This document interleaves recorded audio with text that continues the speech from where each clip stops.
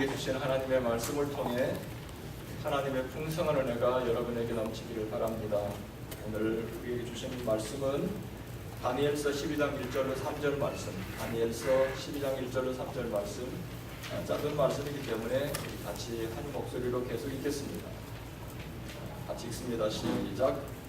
그때 내 민족을 포위하는 큰 군주 미가엘이 일어날 것이요 또 환난이 있으리니 이는 개국 이래로 그때까지 없던 환난일 것이며 그때에 내 백성 중 책에 기록된 모든 자가 구원을 받을 것이라. 땅의 티끌 가운데서 자는 자 중에서 많은 사람이 깨어나 영생을 받는 자도 있겠고 수치를 당하여서 영원히 부끄러움을 당할 자도 있을 것이며 지혜 있는 자는 궁창빛과 같이 빛날 것이요 많은 사람을 옳은 대로 돌아오게 한 자는 별과 같이 영원토록 빛나리라. 아멘.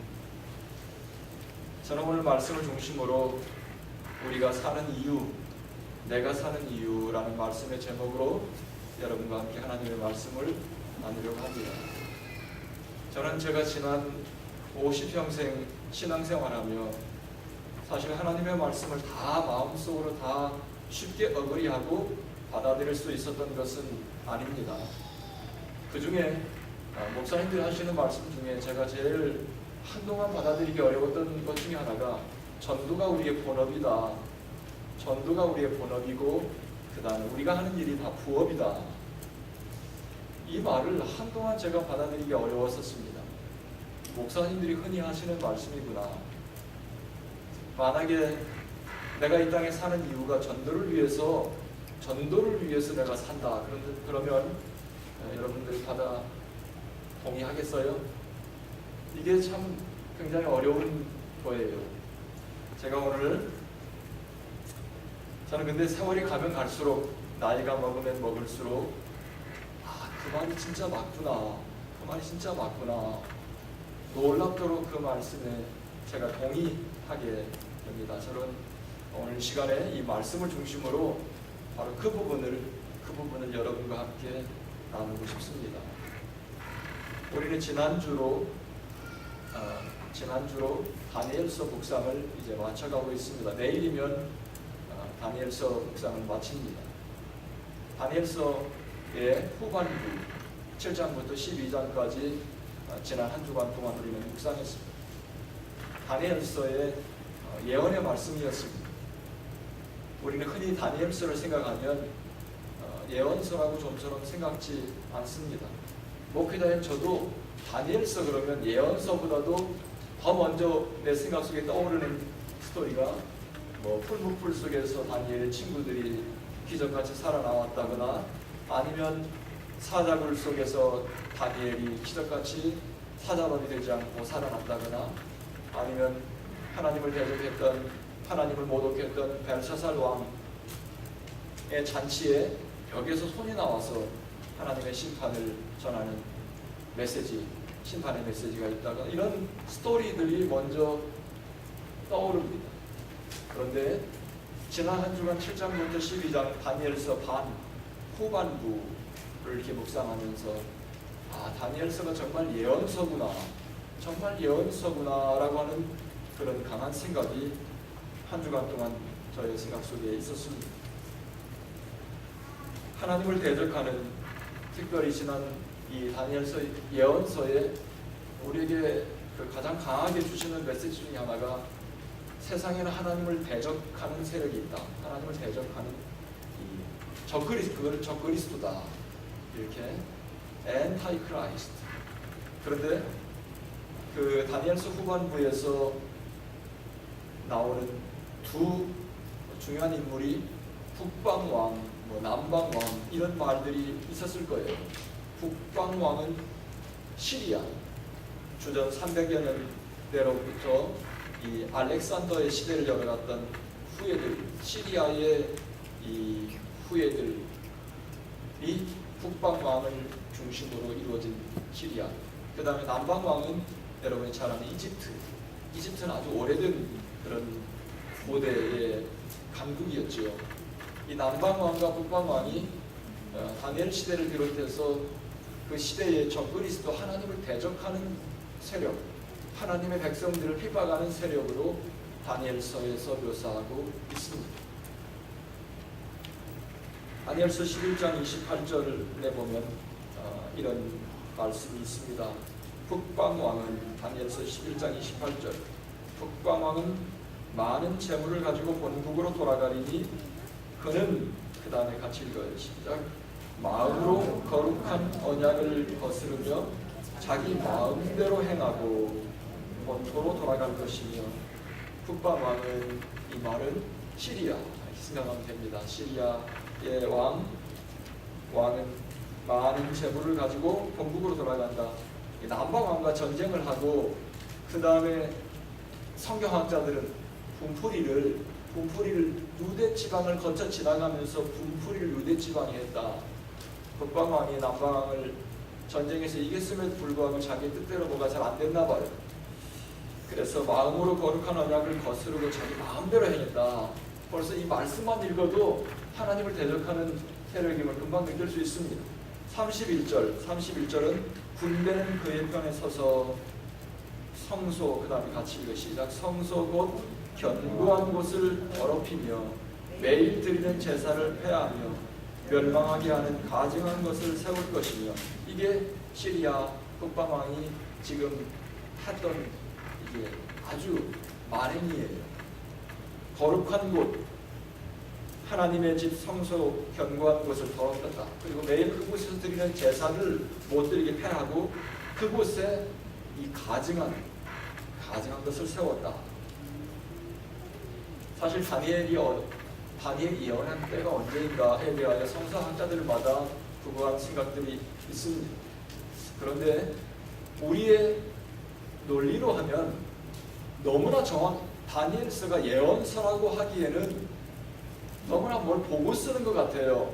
그래서 사람들의 생각에 다니엘이 예언한 것이 아니라 보고 썼다, 이렇게 말하는 사람들이 있어요. 그래서 이걸 다니엘서의 기록을 한참 후에, 그러니까 주전 160년대에 일어났던 그런 이 정말로 똑같은 일을 보고 후기에 기록했다는 말도 있고, 아니다, 하나님께서는 이미 창세전에 세상 끝을 다 보고 계셨던 분이다, 시간 너머에 계신 분이기 때문에 하나님의 메시지를 다니엘에게 주셨고 세상 끝을 바라보게 하셨다. 다니엘서에 전개되는 독특한 특징 중에 하나가 다니엘의 예언은 마치 보고 쓰는 것 같기도 하고 200년 후에 다니엘의 예언이 이루어지는 것 같기도 하고, 또 그 다음에 다니엘의 예언은 세상 끝을 말하고 있는 것 같기도 하고, 그러니까 온 시간을 오가며 하나님의 메시지를 전하고 있는 다니엘의 예언이 독특하다, 이런 것을 7장부터 12장까지 묵상하며 생각하게 되었습니다. 11장 36절에 보면 또 이런 말씀도 있습니다. 그 왕은 자기 마음대로 행하며, 그 다음에 읽어요. 시작. 스스로 높여 모든 신보다 크다 하며 비상한 말로 신들의 신을, 그럼 뭐겠어요? 신 중의 신, 왕 중의 왕, 그러면 하나님이죠. 그러니까 하나님을 대적한다. 여러분, 세상에 하나님을 대적했던 사람들이 있었습니다. 하나님을 대적하고 하나님께 예배드리는 성전에서 단을 허물고 그곳에 이방신을 섬기는 단을 세웠던 그런 오만한, 그런 교만한 왕들이 있었습니다. 하나님을 대적했던 왕은 시리아의 독특한 왕으로서 안티오코스 에피파네스라고 하는 역사적인 인물이 있습니다. 바로 오늘 다니엘서를 통해 예언되었던 이 말씀이 마치 보고 쓴 것처럼 그렇게 했던 왕이 안티오코스 에피파네스라고 하는 시리아의 왕입니다. 그는 하나님께 예배드리는 제사드리는 번제단 위에 제우스, 이 헬라의 지혜의 신 제우스 신전을 턱 세워놨습니다. 그리고 하나님 앞에 제사드리는 그곳에 돼지 머리를 갖다 놓고, 얼마나 모독이에요. 정말 모독이죠. 다니엘서 11장 32절에 보면 이런 모독, 하나님을 모독하는 현장에 모든 사람들이 입을 다물었습니다. 그리고 이 안티오코스 에피파네스는 혹독하게 하나님의 백성들을 핍박했기 때문에 아주 잔인하게 막 처형하고 했어요. 그런데 그 중에 신실한 하나님의 백성들이 있었다. 11장 31절에 보면 그가 또 언약을 배반하고 악행하는 자를 속임수로 타락시킬 것이나 속임수로 타락시키지요. 같이 읽어요. 시작. 오직 자기의 하나님을 아는 백성은 강하여 용맹을 떨치리라. 하나님을 아는 백성은 용맹을 떨치리라. 강하여 용맹을 떨칠 것이다. 안티오코스 에피파네스가 하나님의 백성을 핍박하고 하나님의 성전을 모독하고 그 재단을 밀어버리고 헬라의 신 제우스 신을 섬기는 단을 만들어 놓고 돼지 머리를 갖다 놓고 얼마나 모독입니까? 그런데 유대의 역사 속에 잊지 못할 인물을 우리는 또 기억해야 합니다. 유대 역사 속에 제사장 마따디아스라고 하는 인물이 있습니다. 제사장 마따디아스는 바로 안티오코스 에피파네스가 이런 만행을 저지르고 있을 때 하나님의 교회, 하나님의 성전의 제사장으로 있었던 사람이에요. 그의 다섯 아들과 이 제사장 마따디아스, 이들은 안티오코스 에피파네스의 만행을 그냥 눈으로 지켜볼 수가 없었습니다. 어느 날 안티오코스 에피파네스가 보낸 제우스 신의 사제가 돼지 머리를 들고 그곳에 들어오는 그것을 보고 마따디아스의 아들 주다스 마카비우스 단칼로 그를 쳐서 그곳에서 그를 쓰러뜨립니다. 그리고 이 마따디아스와 그의 다섯 아들을 유대 민족이 잊을 수 없는 마카비 반란, 유대 민족의 역사 속에 주전 160년대에 이 60여 년 그때에 이 마따디아스의 아들 마따디아스 제사장과 그의 다섯 아들은 마카비 반란을 일으킵니다. 그래서 하나님의 더럽혀진 하나님의 성전을 청소하고 제우스 신전을 밀어버리고 하나님의 성전을 다시 세우고 하나님의 백성들을 다시 성결케 회복시키는 거룩하고 강한 하나님을 아는 용맹이 있었던 하나님의 제사장들이 있었어요. 이들이 한 시대, 유대 역사 속에 한 시대를 하나님의 말씀으로 회복시켰던 유대 역사 속에 잊지 못할 인물들입니다. 그러나 여러분, 잊지 못할 인물도 하나님 때가 되니 또 같이. 그래서 잠깐 동안 유대 역사 속에 정말로 거룩한 하나님의 성결이 회복되었던 잠깐의 시절이 인간의 역사 속에 잠깐 있었습니다.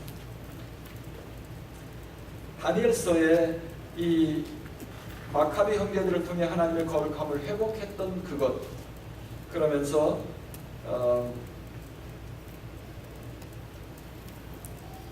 다니엘서 12장 1절로 3절에 보면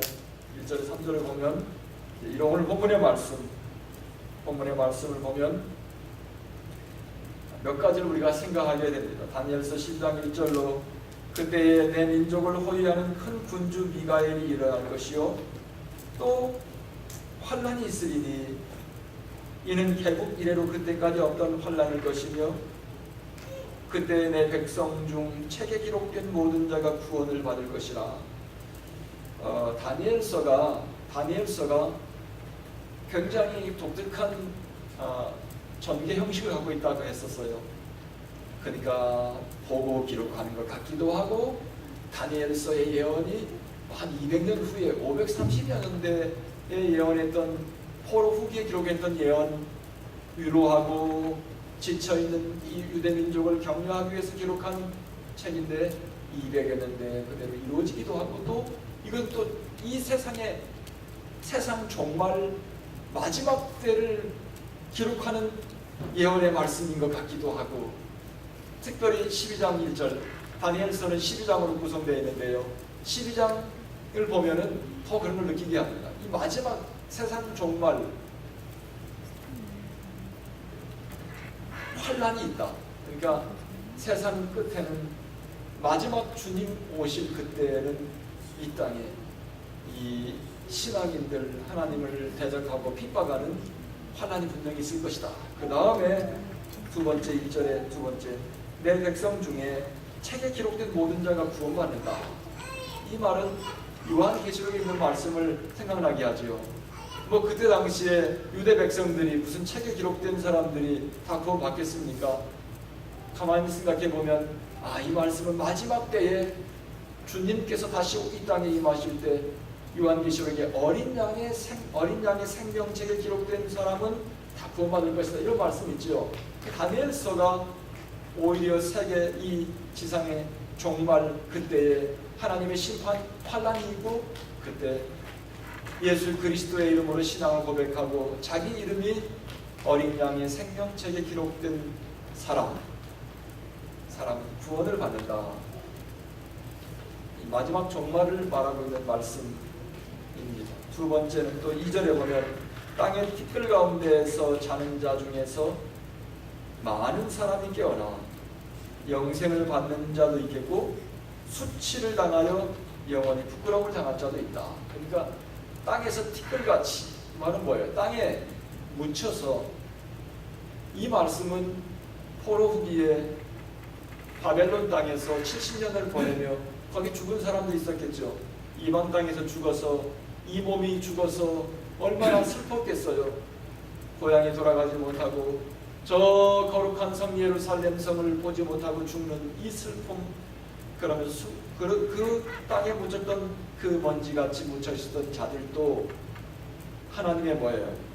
많은 사람이 깨어나 영생을 받는 자도 있고 부끄러움으로 깨어나는 자도 있을 것이다.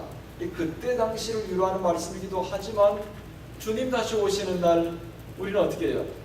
땅에 묻혀있던 이 흙이 돼버린 이 몸이 주님 오시는 날 영광 가운데 내가 부활할 수도 있고, 또 뭐야? 부끄러움으로, 수치를 당하여 부끄러움으로 내가 부활할 수도 있다. 이것은 마지막 때에 일어날 일에 대하여 또 예언 같기도 하고, 그래서 다니엘서의 예언은 여러 가지 독특하는 종말론적이다. 또 이것은 사람은 절대 죽음으로 끝나지 않는다, 이런 메시지를 주기도 하죠. 2절의 말씀은 사람은 죽음으로 끝나지 않는다. 그 다음에 3절에 보면 지혜 있는 자는 궁창 빛과 같이 빛날 것이다. 그 다음에 같이 읽어요. 시작. 많은 사람을 옳은 대로 돌아오게 한 자는 별과 같이 영원토록 빛난다. 저는 이 말씀 묵상하면서 오늘 전도가 우리의 본업이다라고 하는 부분을 여러분과 함께 제가 나누고 싶었습니다. 여러분 중에 전도가 본업입니다. 여러분이 연구하는 이 학위 논문 부업이에요. 여러분의 직장 부업이에요. 세컨더리 잡이에요. 여러분의 프라이머리 비즈니스, 프라이머리 잡은 전도다. 이벤젤리즘, 리치아웃. 받아들이겠어요? 아마 여러분 모르긴 몰라도 저처럼 여러분 마음속에 무슨 소리야 목사님, 전도하라는 말씀이구나 생각할 수 있겠지만, 여러분 오늘 이 말씀을 중심으로 전도가 우리의 본업이다. 전도가 우리의 본업이다. 나는 세월이 가면 갈수록 정말 주님 그 말씀이 맞습니다. 목회자들이 교회 부흥시키려고 하는 말이 아니라 성경이 우리에게 주는 메시지다. 다니엘서 12장 3절에 많은 사람을 옳은 대로 돌아오게 한 자는 별과 같이 영원토록 빛난다. 여러분, 세상에는 모든 영원토록 빛나는 게 뭐가 있어요? 꽃도 시들고 풀도 시들고 하나님의 말씀은 영원하다. 세상에 있는 모든 화려함은 불꽃놀이처럼 잠깐 동안 화려하다가 사라져요. 없어지는 게 세상에 있는 모든 거예요. 그런데 별과 같이 영원히 빛나는 것 뭐다? 별과 같이 영원히 빛나는 게 뭐라고 그랬어요? 성경에 보니까 많은 사람을 옳은 대로 인도한 것이, 많은 사람을 옳은 대로 인도한 것이 하늘의 별처럼 영원히 빛난다. 이 말씀을 여러분 마음판에 오늘 새겨야 우리의 인생, 나의 삶을 하늘의 별처럼 영원히 빛나게 하는 것, 많은 사람을 옳은 대로 인도하는 것. 세상을 살다 보면 우리는 사람들을 옳은 대로 인도할 수도 있고 사람들을 그런 대로 인도할 수도 있습니다. 우리는 살면서 내가 많은 사람을 만나요. 그런데 어떤 때는 내가 사람들을 옳은 대로 인도할 수도 있고, 어떤 때는 그렇던 대로 인도할 수도 있죠. 사람을 인도하는 게 참 중요하구나. 그러니까 나의 삶을 가장 빛나게 하는 것, 나의 삶을 가장 빛나게 하는 것, 이거는 인도함에 달려있는 거야.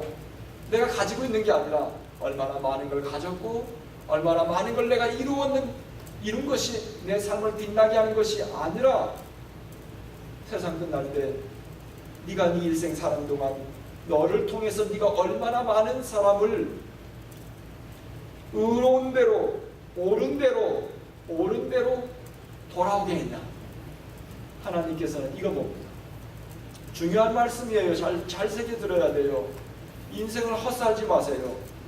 우리는 마치 구더기들이 막 위로 뭐가 뭔지도 모르고 올라가는 게 그게 다 간 줄 알고 올라가는 것처럼 우리는 그냥 올라가요. 그 끝이 뭔지도 모르고 올라가요. 그런데 성경은 우리에게 중요한 부분을 네 인생을 진정으로 빛나게 하는 것은 네가 얼마나 많은 사람을 옳은 대로 인도했냐, 이걸 보는 거예요. 옳은 대로 인도하는 것. 옳은 건 뭐예요? 옳은 대로 인도한다. 근데 옳은 대로, 여러분 옳은 거 뭔지 알아요? 내가 옳다고 생각하는 거 내일 가면 그릇될 수 있어요. 여러분 오늘의 진리라고, 우리가 흔히 오늘의 진리라고 하는 것, 이거가 전부라고 생각하는 것, 하루만 지나면 부식일 수 있어요. 한 달만 지나면 out of date. 여러분이 생각하는 옳은 게 맞아요? 자신 없어요. 내가 분명히 몇 년 전만 생각해도 이게 내가 옳다고 살았어. 그런데 몇 년 지나고 나면 아이고 부끄러워. 여러분 아니지. 내가 한 20대 때는 고등학교 막처럼 머리 기르잖아요. 머리 기를 때 제가 이 귀가 나오면 죽는 줄 알았어요. 난 절대 귀가 나오면 안 된다. 나는 항상 머리를, 우리 누님이 깎아주셨는데요. 그러니까 절대 귀를 내놓으면 안 돼요.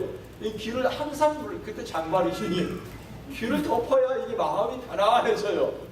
그런데 지금은 조금만 귀를 덮으면 난 귀 덮기는커녕 조금만 머리가 이 귀 가까이 오려고만 해도 우리 집사람하고 빨리 머리 깎으라고 난리를 쳐요. 여러분, 내가 20대 때는 귀가 덮는 것이 나의 삶에 굉장한 이슈였지만 지금은 어떻게 부끄럽게 그렇게 살았는지 모르겠어요. 여러분 머리 귀 덮은 사람 내가 뭐라고 하는 건 아니에요. 그런 건 아니고, 사람이 내가 옳다는 것은 믿을 수 없다는 거예요. 오늘 내가 옳다고 믿었는데 내일 가면 잘못했다고 금방 회개하잖아요. 정말로. 근데 여기 보면 옳은 대로 돌아오게 하는 것, 이게 우리 인생을 빛난다게 했는데, 옳은 대로 옳은 게 뭐라고 써 있어요. 거기에 영어로는, 한국말로는 옳은 것밖에 잘 생각이 안 떠오르는데 영어로는 뭐라고 써 있어요? 원문에 보면 의로운 것, righteousness, 의로운 것, 많은 사람을 의로운 대로 인도한 것, 이게 우리의 인생을 빛나게 한다. 세상에는 의로운 것 없어요. 세상의 모든 것은 다 누더기 옷 같은 걸 입고 있어요. 여러분이나 내가 굉장히 진실한 것처럼 하지만 나는 교회 오면 절대 우리 부부가 안 싸우는 것 같죠? 우리 목사님은 세상에 거룩하게, 우리도 엄청나게 막 싸우고 옛날에 싸우고 지금은 힘 빠져도 조금 덜 싸우고 우리도 많이 싸워요. 여러분, 우리는 사람은 누구나 모든 사람이 죄를 범했다. 그렇기 때문에 모든 사람은, 인간은 의로울 수 없어요. 그러니까 하나님께서 우리 구주 예수 그리스도의 보혈로 덮어주니까, 죄를 덮어주니까 우리가 좀 의롭다고 이렇게 행세할 수 있는 것이지, 우리 모두 다 더러워요. 우리 모두 다 의롭지 못해요. 그런데 오직 의로우신 분은 한 분밖에 없어요. 하나님밖에 없어요. 자, 그러면 이 말씀을 이제 다르게 읽어야 되겠죠. 많은 사람을 누구에게로 인도한 사람, 하나님께로 인도한 사람. 하나님은 1000년 전이나 2000년 전이나 1000년 후나 만년 후나 하나님은 변함없어요. 여러분, 창세기에 기록된 하나님의 말씀이 오늘날도 우리의 영혼을 살리는 생명의 말씀이 된다는 게 놀랍지 않나요? 이거는 뭐예요? 하나님은 변함이 없다는 거예요. 하나님의 진리는 영원하다. 하나님은 믿고 따라갈 수 있다. 하나님은 사망길로 인도하는 것이 아니라 하나님은 생명길로 인도한다. 그렇기 때문에 우리는 믿고 따라갈 수 있는 거예요. 하나님의 세계 다 몰라요. 하나님의 세계는 항상 신비로워요. 그럼에도 불구하고 하나님은 따라갈 수 있어요. 왜? 확실하더라. 성경을 보니까 창세로부터 하나님은 거짓이 없더라. 세상을 살면서 너의 인생을 빛나게 하는 것, 하늘의 별처럼 너의 인생을 빛나게 하는 것은 많은 사람을 하나님께로 인도하는 것. 여러분, 이것이 우리의 인생을 빛나게 한다. 여러분은 살면서 얼마나 많은 사람을 하나님께로 인도했습니까? 여러분, 하나님께 인도하는 것, 하나님께로 연결시켜 주는 것, 이게 얼마나 귀한 일인 줄 아세요? 제가 일부 예배 때에도 말씀을 드렸지만 이곳에 와서 예수 믿는 사람들 많습니다. 이곳은 많은 사람들이 거쳐 지나가는 캠퍼스 타운이기 때문에. 그런데요, 이곳에 와서 한국에 있었으면 절대 예수 안 믿을 사람들이 많은 사람이 예수 믿어요. 특별히 제가 우리 이민욱 전도사님을 내가 얘기했어요. 일부 예배 때 와서 앉아 있잖아요. 이민욱 전도사님, 저 한국 가면 다 예수 믿는다고 다 사람들이 막 비웃는다. 한국에 가 있었으면 절대 예수 안 믿을 사람이, 근데 여기 와서 예수 믿고 신학 공부 지금 신학을 다음 주에 설교하죠. 여러분 왜 웃는지 모르겠어요. 일부 예배 때도 이민우 전도사님 설교한다는 거예요. 그만큼 하나님의 은혜가 놀라운 거예요. 우리가 그 사람을 변화시킬 수 있습니까? 아니에요. 우리가 할 수 있는 일이라고 하는 거는 하나님께로 인도하는 것밖에 없어요. 하나님께로 인도하는 건 뭐예요? 하나님을 만나게 하는 거예요. 하나님을 만나기만 하면 그의 인생이 살아나고 생각이 바뀌고 영안이 열리고 하나님 안에서 내 인생이 새롭게 되고 새로운 삶이, 새로운 장이 열리게 되는 거기 때문에 하나님께 연결시켜주는 것이 그토록 네 인생을 빛나게 하는 것이다. 그래서 하나님 앞에 가면은 주님께서 우리 그거 볼 거예요. 너 몇 사람이나 옳은 대로 인도했는지. 여러분, 하나님께서 보면은 우리가 이룬 모든 업적은 다 풀의 꽃가처럼 다 시들어져요. 여러분, 한국의 이병철 이건희 회장께서 지금 그냥 깨어나지 못하고 계신다면서요. 70대 초반 아니에요? 70대 초반인데 나는 우리 집사람 보고 절대 우리는 사람들이 나는 뭐 10년만 더 살면 좋겠다, 뭐 20년만 더 살면 좋겠다, 절대 그런 말 하지 말라고 그랬어요. 하나님은 어떻게 우리 마음대로 뭐 10년, 20년, 하나님 내일 불러도 가실 수 있고, 아니면 하나님 20년, 30년 계획하고 있는데 제가 자꾸 나 10년만 얘기하면 10년만 돼서 불러갈 수 있어요. 우리 어머니가 60대 가지고 나 하나님 10년만 더 살게 해달라고. 그런 기도를 절대 하는 거 아니에요. 10년 되니까 그냥 쓰러지셨잖아요.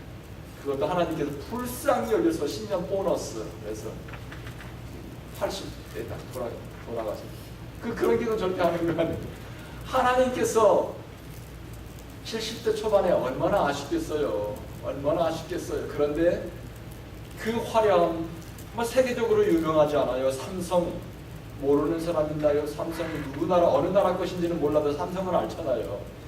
삼성, 그런데 그 화려한 업적도 식물인간으로 지금 그냥 바라보고 있으면 이게 다 아무 의미 없는 거예요. 하나님 앞에 가서는 네가 얼마나 많은 업적이 이루었느냐 이거 보지 않고, 얼마나 많은 돈 벌었느냐 보지 않고, 네가 몇 사람이나 옳은 대로 인도했는지, 네가 이 땅에 사는 동안 너를 통해 얼마나 많은 사람이 옳은 대로 하나님을 만나야 옳은 대로 살지, 하나님을 만나야 생명길이 보이지.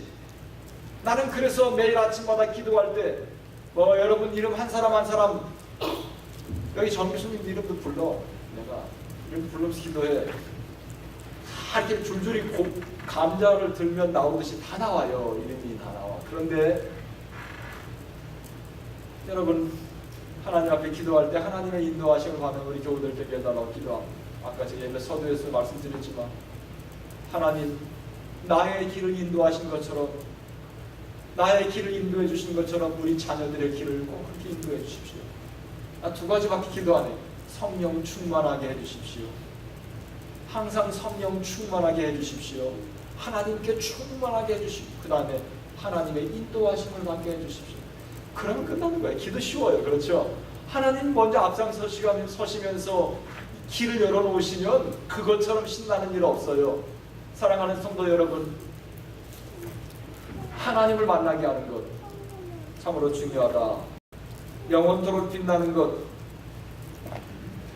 한 명이라도 하나님께 더 인도하는 것, 이것이 우리에게 축복이 된다는 것입니다. 저는 오늘 그런 점에서 하나님께서 내 주변에 인도해 주시는 사람들을 소홀히 여기지 말라. 하나님께서 내 주변에 인도해 주시는 사람들을 소홀히 여기지 말고 나에게 허락된 만남을 소홀하게 생각하지 말라. 어쩌면 하나님께서 그를, 당신이 만난 그 사람을 하나님 앞으로 인도하라고, 어떻게? 많은 사람을 옳은 대로 인도하는 것, 가던 방향을 턴하는 것, 리드하는 것. 그래서 하나님께서 내 주변에 나에게 연결시켜준 사람들의 이름을 내 가슴에 품고 매일같이 기도해야 돼요. 바다 돌덩이도 매일같이 물방울이 떨어지면 어떻게 돼요? 구멍이 뚫리잖아요. 매일같이 하나님 앞에 기도하며 그 이름을 내 가슴에 품고 막 기도해야 돼요. 제가 우리가 살아가야 될 이유, 이렇게 4가지를 이제 여러분 말씀드리고 오늘 말씀을 맞출 거예요. 그러니까 많은 사람은 옳은 대로 돌아오게 한 자는 별과 같이 영원토록 빛난다. 이 말씀을 묵상하면서 우리가 살아가야 될 이유 4가지. 첫 번째는 우리가 할 일은 인도해 주는 것. 잊지 마세요. 인도해 주는 것. 인도 잘하는 게, 하나님께 인도하면 우리는 빛난다 생각하면 돼요. 여러분 이제 지금 내 주변에 하나님께서 나에게 연결시켜준 사람들을 생각해야 돼요. 내가 인도해야 될 사람. 누구에게? 하나님께로 인도해야 될 사람. 하나님께로 인도하고 하나님께로 연결만 시켜놓으면 그 다음에 끝나요. 그러면 하나님께서 그로 하여금 깨닫게 하시고 인도해 주시고 생각나게 하시고. 골로새서 4장 3절에 보면 이런 말씀이 있습니다. 또한 우리를 위하여 기도하되, 같이 읽어요. 시작. 하나님이 전도한 문을 우리에게 열어주사. 우리가 우리가 옳은 대로 인도하는 게 전도잖아요. 우리는 전도에 대해서 굉장히 고민을 많이 해요. 그런데 사도 바울이 골로새 교인들에게 뭐를 기도 부탁했어요? 하나님께서 뭘 하도록? 저를 보지 말고 말씀을 보면서 뭘 보도록? 전도의 문을 열어주시도록 기도하라고 그랬어요. 그러니까 하나님께서 전도의 문을 열어주시지 않으면 안 된다는 거예요. 여러분이 말 잘해서 밥 많이 사줘서 그 사람이 전도가 되는 게 아니라 뭐예요? 하나님께 전도의 문을 열어주셔야 된다. 그러면 전도가 된다. 그러니까 우리는 뭘 이렇게 하나님 앞에 기도하면서 하나님께서 전도의 문을 열어주시도록 인도하는 게 너무나 마음에 부담이 돼요. 그런데 하나님께서 인도하는 것도 하나님께서 문을 열어주셔야 되는구나. 전도의 문. 오며 가며 자연스럽게 연결되는 사람들을 그냥 아무 관심 없이 보지 말라. 여러분 비즈니스로 만나는 사람, 여러분 학교에서 아니면 사업으로 이모저모로 만나는 사람, 하나님께서 지나가면서 스쳐 지나가는 사람, 세상에 50억이 넘는 사람을 우리는 다 만날 수 없어요. 그렇죠? 한 번도 못 만나고 죽는 사람이 더 많아. 그런데 어떻게 되었든지 간에 스쳐 지나가는, 뭐하든 나하고 눈이 마주치고 나를 거쳐 지나가는 모든 사람들은 하나님께서 특별히 인도하라고 연결시켜 주신 것이다. 근데 인도하는데 하나님께서 문을 열어주셔야 뭐가 된다 생각하면 돼요. 그 다음에 언제 누구에게 디모데후서 4장 2절에 보면 같이 읽어요. 시작. 너는 말씀을 전파하라. 그 다음에 때를 얻든지 못 얻든지 항상 힘써라. 아무 때나 항상 언제 누구에게 아무 때나 항상 준비되어 있어요. 항상. 저는요 누구든지 만나면 여러분 제일 먼저 무슨 생각을 해요? 저 사람 예쁘구나, 저 사람 얼마나 배웠나, 얼마나 유명한 사람인가 생각하나요? 저는 누구든지 만나면 처음 만나면 저 사람 교회 다니나 안 다니나, 저 사람 예수 믿나 안 믿나. 제일 먼저 제가 이리 물어보든지 저러 물어보든지 말만 바꿔서 이렇게 바꾸지 항상 물어봐요. 뭐 교회 같은 데는 갑니까? 뭐 이렇게 사람 봐가지고 좀 뺀질뺀질하게 생겼으면 이렇게 좀 비슷하게 물어봐야 되잖아요. 뭐 신앙생활 합니까? 이렇게 물어보면 안 돼요. 뭐 교회 같은 데는 갑니까? 이렇게 살짝 들어가면서 물어봐요. 항상 물어보고 교회를 다닌다면 그 다음에는 이제 생각 안 해요. 이 사람은 교회 다니면 기도 안 해도 돼. 근데 교회를 안 다닌다거나 아니면 그러면 그 다음에는 그 사람 내 기억 속에 딱 인정이 되는 거예요. 그래서 매일같이 기도해요. 전도 대상자예요. 내 마음에 항상 물어보고 그 다음에 호시탐탐 생각하면서 그 사람을 어떻게 전도라고 생각하면 안 돼요. 오늘 말씀으로 해석을 해보세요. 어디로 인도해요? 어디로 인도한다고요? 영어로 하지 말고 한국말로 해주세요.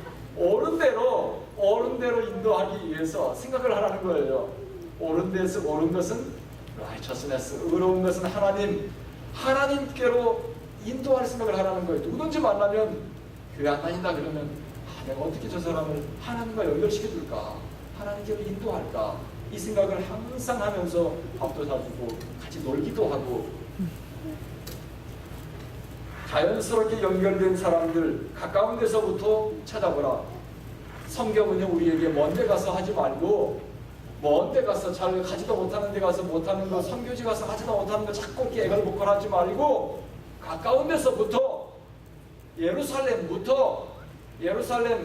유다, 사마리아 땅끝. 여러분 이것이 하나님께서 우리에게 전도의 공식이에요. 그런데 예루살렘 못하는 사람이 늘 가서 저기 가지도 못하는 케냐 계속 기도하면서 가까운 데는 기도 안 해요. 여러분 하나님 그런 기도 받겠어요? 안 받아요. 옳은 데를 인도하는 것도 뭐예요? 공식이 있다. 방법이 있어. 어디서부터? 예루살렘 어디 가까운데 손 닿으면 뻗치면 닿는 곳. 부부는 남편, 아내, 뭐 자식. 여러분 아이고 저 자식이 안 되겠다. 쟤는 백사람목 일당백이다. 백사람목을 하는 사람이다. 하든 말든 그 하나님께서 나에게 붙여준 사람이니까 우리는 해야 돼요. 하나님께서 예루살렘 불평하지 말고 어떻게 옳은 대로 인도해야 된다. 하나님께로 인도해야 된다. 연결된 사람들 가까운 데서부터 우리는 해야 됩니다. 그 다음에 그래서 구원의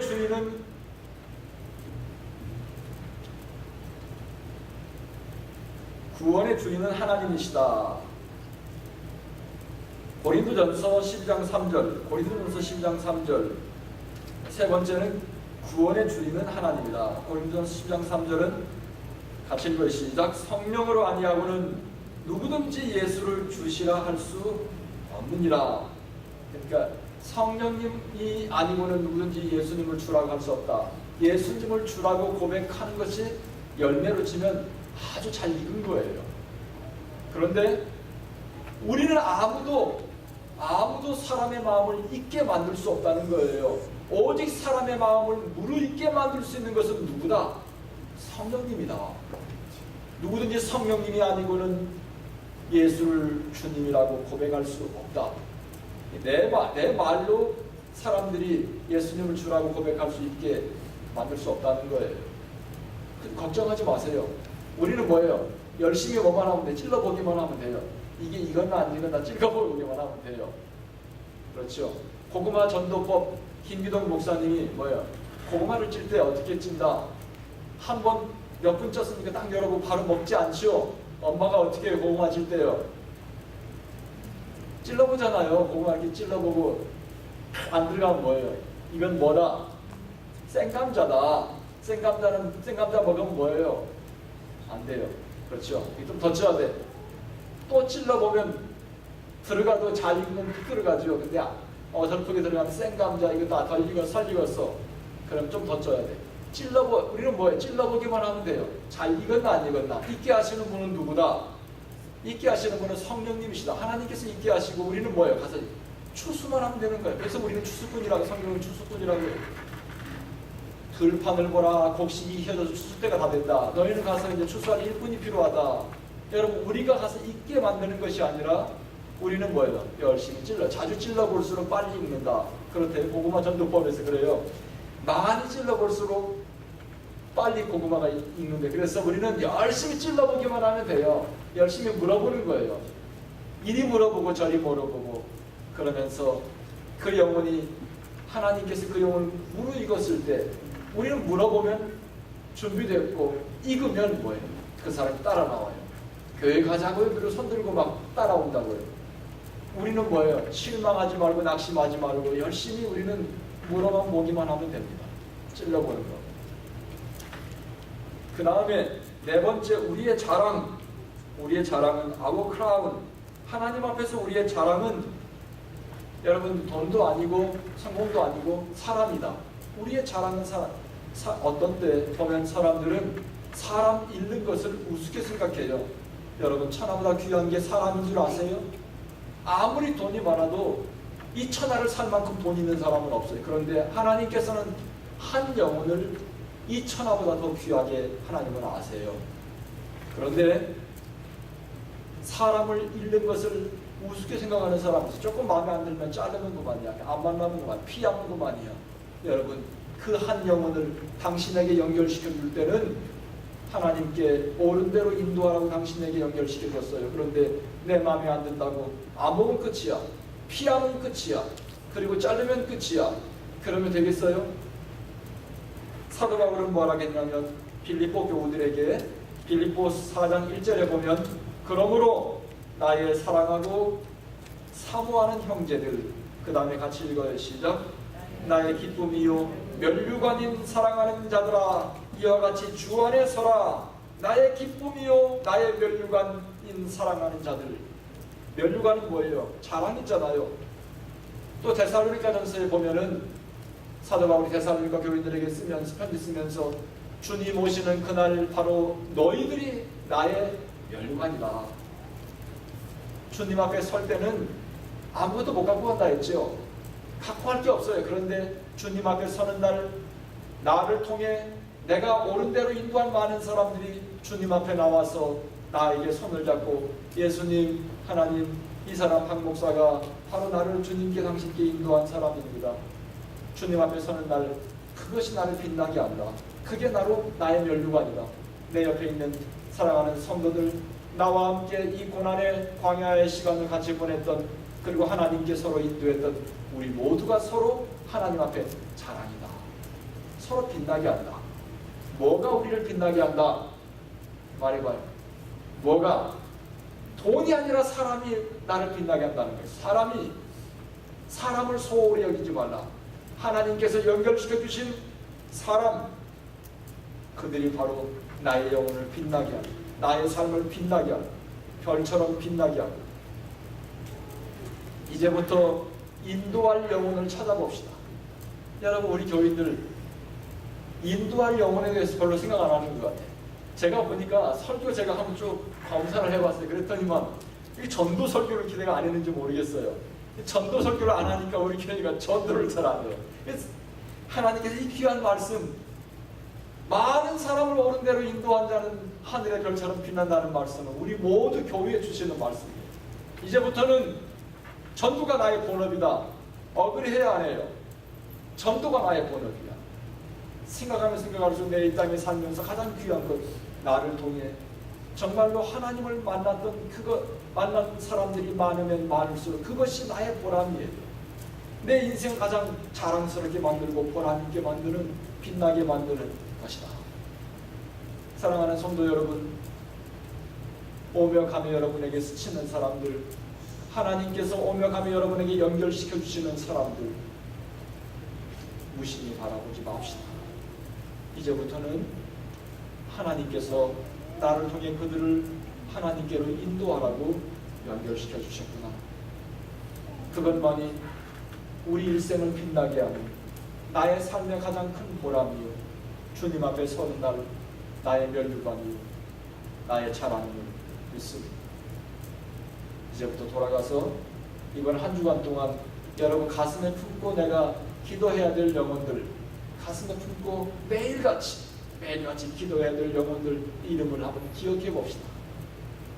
적어도 주님 내 주변에 있는 예루살렘 이 사람들은 내가 옳은 대로 꼭 인도해야 되겠습니다. 하나님께로 꼭 인도해야 되겠습니다. 그렇게 살아갈 때 여러분의 가정이 변화되고 여러분의 삶이 변화되고 여러분을 통해 주의 나라가 이 땅에 왕성케 될 줄 믿습니다. 기도하겠습니다.